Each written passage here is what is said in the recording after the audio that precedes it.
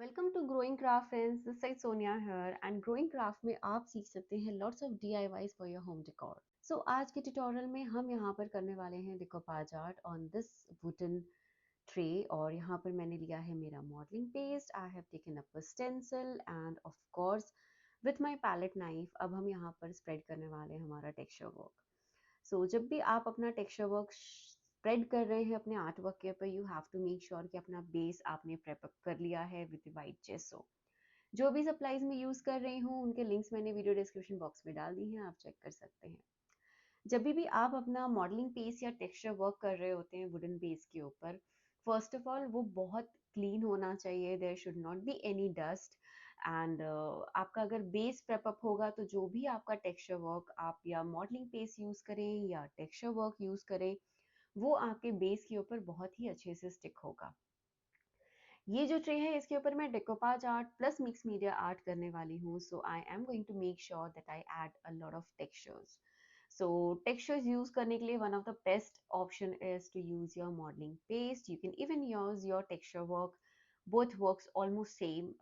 थोड़ा यहाँ बहुत डिफरेंस होता है but then it's absolutely fine. ये वाला पार्ट मैं आपको दिखाना चाहती थी इसलिए मैंने ये बहुत स्लो में शूट करके आपके लिए रखा है दैट जब भी मैं अपने किसी भी ट्रे को या होम डेकोर आइटम को जब मैं टेक्सचर वर्क कर रही होती हूँ, आई ऑलवेज मेक श्योर कि मैं हर एजेस पे अच्छे से अपना टेक्सचर वर्क करूँ। स्पेशली जब हमारे ट्रे के जो बॉर्डर्स होते हैं उस पे I prefer to do my texture work in patches. ये बहुत सुंदर लगता है when you are doing your colour blending work. और इवन आप अपना अगर डेकोपाज नैपकिन यूज कर रहे हैं या आप अपना डेकोपाज पेपर, राइस पेपर, आप जो भी यूज करें, इट लुक्स रियली नाइस। सो अगर आप देखेंगे इस पूरे ट्रे में मैंने हर पैच वर्क में ही अपना टेक्सचर वर्क किया है। अब यहाँ पर मैं ले रही हूँ मेरा rice paper. If you want you can even use your decoupage napkins और your pattern papers also using my brush water technique. Now what is brush water technique? It's a very simple technique of using just your any regular paint brush and आपका जो decoupage napkin होता है, rice paper होता है, even आपका जो decoupage papers होते हैं, आप उनको भी इजीली अपना डिजाइन उसमें से निकाल सकते हैं, then you can use it. So this is one of the very easiest technique जिससे आपका बहुत ही नेचुरल लुक आता है whenever you are doing your decoupage art. So this is one of the best steps for the decoupage technique if you are a beginner in your artwork. So मैं इस paper का literally कोई भी portion waste नहीं करने वाली हूँ। Similarly मैंने एक और पेपर यूज किया है and at the end you will realise कि हमने लिटरली हर एक पीस को यूज किया है अपने डिकोपाज आर्ट के लिए। सो ये मेरा दूसरा पेपर है जो मैं यूज कर रही हूँ and same technique, brush water technique, but यहाँ पे हम बहुत सारे लेयरिंग करने वाले हैं। सो इसलिए I really wanted to have some random design. So इसलिए मैं डिफरेंट वेवी पैटर्न्स में अपने राइस पेपर को कट कर रही हूँ। अगर आप अपना सीजर यूज करेंगे या पेपर नाइफ यूज करेंगे, सारा डिजाइन पूरे स्ट्रेट लाइंस में आता है। और जब आप अपनी कलर ब्लेंडिंग करते हैं और if you even if you are doing your layering work in your decoupage art, it doesn't comes out really well. So यहाँ पे आप देखेंगे इस पेपर को literally I am using just the water, tearing it of and जो भी मुझे design चाहिए वो बहुत ही अच्छे से निकल जाएगा and it's very very easy to use. अगर आपको फिर भी अपना कोई वाइट पोर्शन दिख रहा है, डोंट वरी अबाउट इट, आप उसको हमेशा अपने कलर ब्लेंडिंग से कवर कर सकते हैं। तो यहाँ मेरा ट्रे ऑलरेडी सूख चुका है बिकॉज मैंने ऑफ कैमरा हीट गन लगाया था। सो ये पूरा अच्छे से सूख जाने के बाद अब हम इसके ऊपर स्टिक करेंगे हमारा डिकोपाज नैपकिन। सो डिकोपाज नैपकिन के लिए there are two very important things. One is your texture work, जो भी आपने बेस पे किया है, जैसो है, टेक्सचर वर्क है, मॉडलिंग पेस्ट वर्क, वो अच्छे से सूख जाना चाहिए। And the second thing is you have to use your decoupage glue or your Mod Podge only. अगर आप फेविकॉल यूज करेंगे the final result will be not really good. अब मैं यहाँ पर अपनी लेयरिंग शुरू करूंगी। मैंने ये पार्ट भी स्लो में रखा है so that I can show you guys that how beautifully I am layering each and every part of it. यहाँ पे मैं अपना बहुत ही थिक वाला एक ब्रश है, वो मैं यूज कर रही हूँ। This is one of the best if you are working on a bigger area of your decoupage art. So यहाँ पे अपने एक पार्ट को स्टिक करने के बाद I am going to add up more layers and you will see that how beautifully at the end these bits and pieces of paper have come out.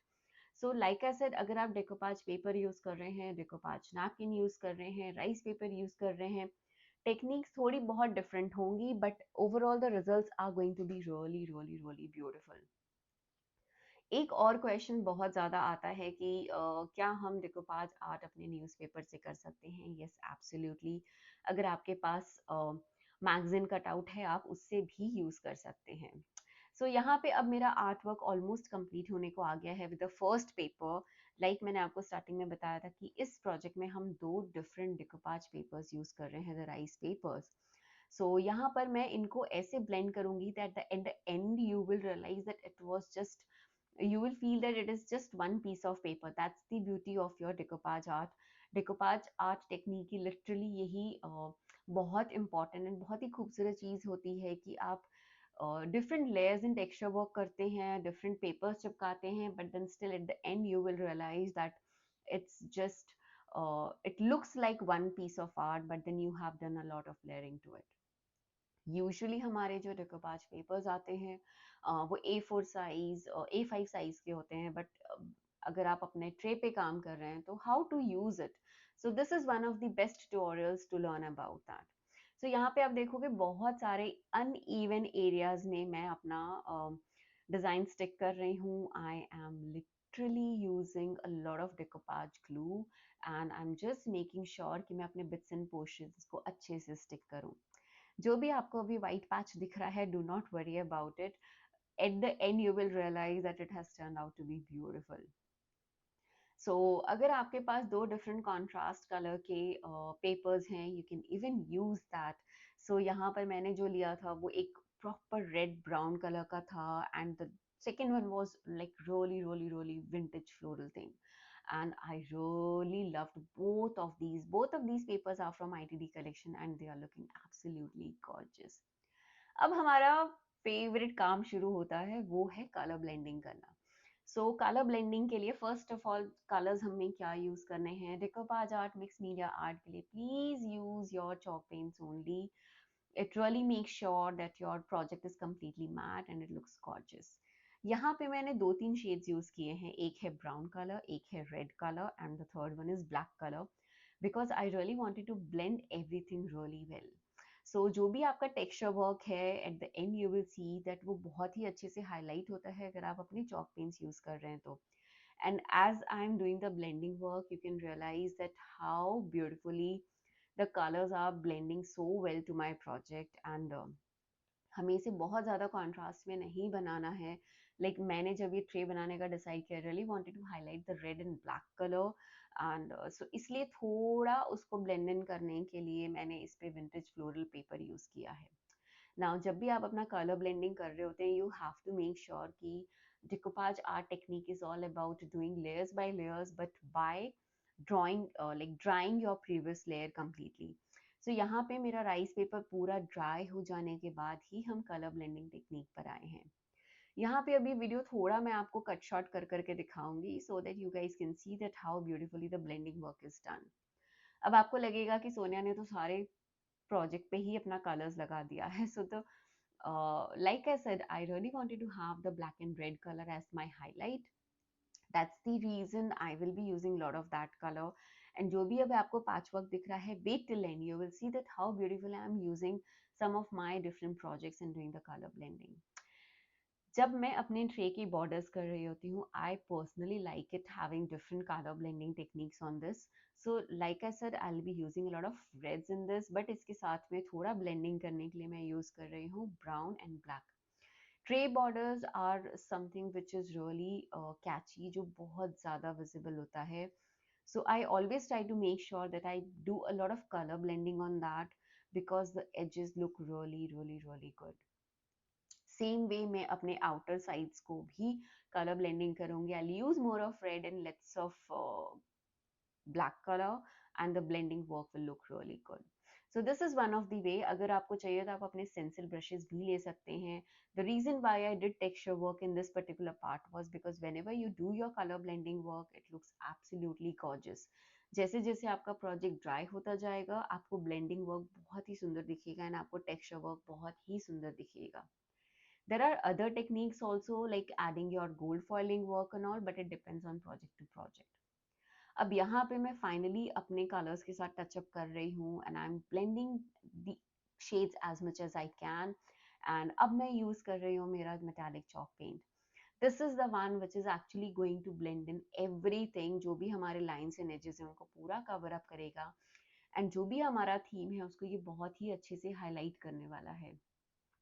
The moment you use your metallic paints, आप बहुत ही versatile project बनाते हो, because you can use this for your daily and even for your festive decors also, and it looks absolutely amazing and beautiful. So यहाँ पे मैं use कर रही हूँ मेरा मेटालिक चॉक पेंट. अगर आपको चाहिए तो आप मेटालिक वैक्सेस भी यूज़ कर सकते हैं. Eight the end of the project मैं किसी किसी पोर्शन में मैं अपना चॉक पेंट्स भी यूज़ करने वाली हूँ एंड मेटालिक वैक्सेस भी यूज़ करने वाली हूँ.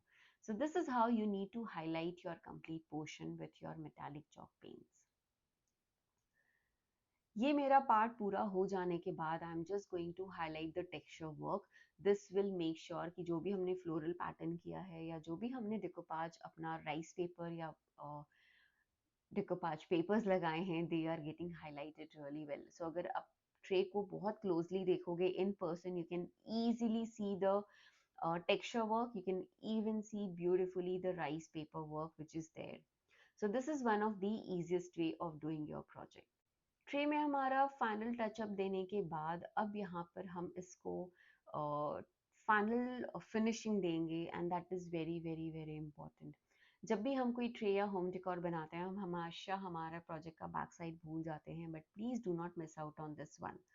अगर आपका ट्रे कहीं से भी विजिबल है, अगर आप कहीं से भी उसको कैरी कर रहे हैं, you will see the back side. And of course the moment you finish it more, आप जितना इसके ऊपर कोट्स एंड लेयर्स लगाते हैं अपने चॉक पेंट्स के एंड अपने वार्निश के, ये आपको आपके प्रोजेक्ट को उतना ही स्ट्रेंथ देता है.